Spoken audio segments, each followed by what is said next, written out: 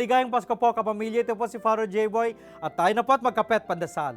Habang papalapit na ang katapusan ng taong 2015, nararapat lamang na magbalik tanaw sa nakaraan upang lalong palalimin ang natutunan sa mga nagdaang karanasan.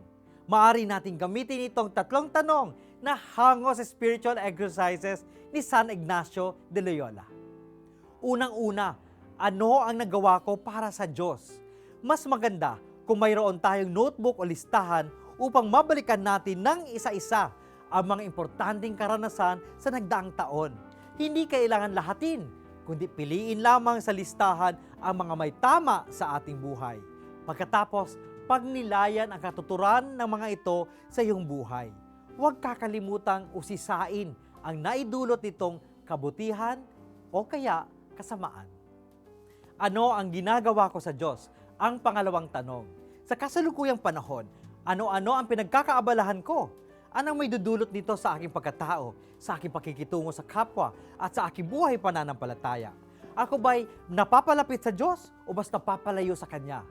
Ang panghuli ay ang ano ang maaari kong gawin para sa higit ay ikalululahati ng Diyos.